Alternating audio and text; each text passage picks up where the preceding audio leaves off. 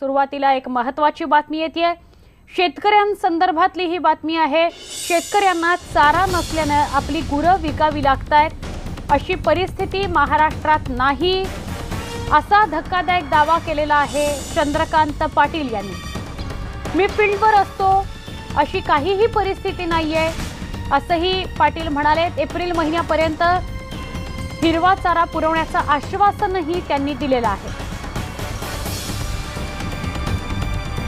आमचे प्रतिनिधी विवेक कुलकर्णी यांच्याकडून अधिक माहिती घेऊया। विवेक, चंद्रकांत पाटील कुठे बोलत होते, काय त्यांनी म्हटलेलं आहे? कारण न्यूज 18 लोकमतनं या संदर्भातला एक स्पेशल प्रोग्राम टेलिकास्ट केलेला होता। सगळ्या स्तरातून त्याचं कौतुक झालेलं होतं की अशा प्रकारच्या वेदना आणि काय नेमकी सत्य परिस्थिती आहे ती आपण लोकांपर्यंत पोहोचवतोय। जागल्याच्या भूमिकेत न्यूज 18 लोकमत राहिलेलं होतं।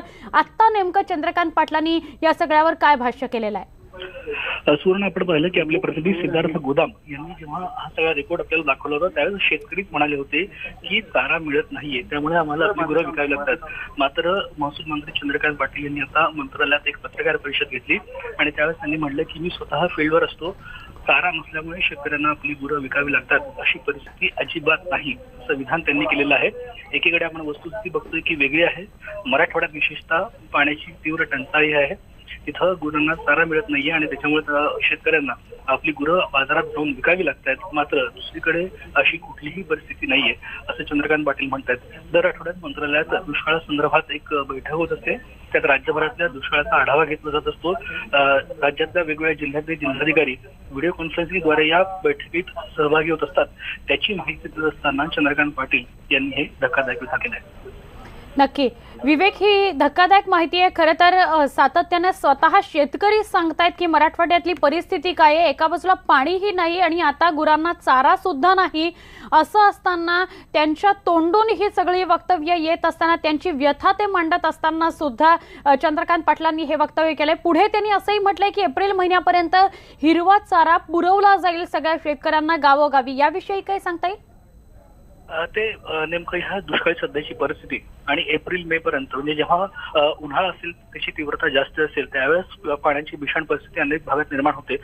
तोपर्यंत आम्ही काय उपाययोजना करतोय या संदर्भात ते माहिती देत होते आणि त्यांनी असं म्हणलं की मुळात या सगळ्या भागात एप्रिल आणि मे पर्यंत हिरवागार चारा गुरांना मिळेल याची काळजी घेण्यात आलेली आहे। तशा सूचना शेतकऱ्यांना देण्यात आलेल्या आहेत। त्याचबरोबर 35,000 हेक्टर च्या भागात चाऱ्याचं पीक घेण्यासाठी सांगण्यात आलेलं आहे, त्याचं उत्पन्न घेण्यात यावं जेणेकरून चारा हा गुरांना मिळू शकेल आणि त्यासाठी शेतकऱ्यांना विशेष प्रोत्साहन देखील देण्यात येते राज्य सरकारतर्फे सुद्धा म्हटलेलं आहे।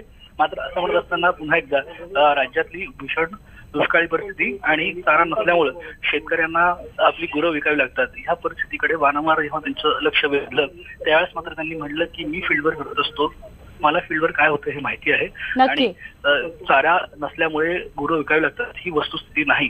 नक्की विवेक, धन्यवाद ही माहिती दिल्याबद्दल। मात्र हे चंद्रकांत दादा पाटलांचं वक्तव्य खूप गंभीर आहे आणि यावर आता कदाचित पुढच्या काळामध्ये वाद मोठ्या प्रमाणात निर्माण होऊ शकतात। पुढच्या बातमीकडे वळूया। लोकसभा आणि विधानसभा एकत्र होणार नाहीत असं चंद्रकांत पाटील यांनी सुद्धा म्हटलेलं आहे।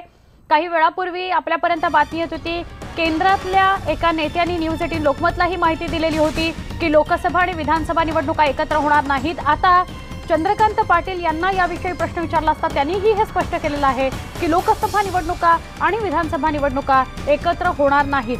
कार्यकर्त्यांमध्ये खूप मोठ्या प्रमाणात संभ्रम होता, मात्र आता तो संभ्रम दूर झालेला आहे कारण लोकसभा आणि विधानसभा एकत्र होणार नाहीत हे स्पष्ट झालेलं आहे।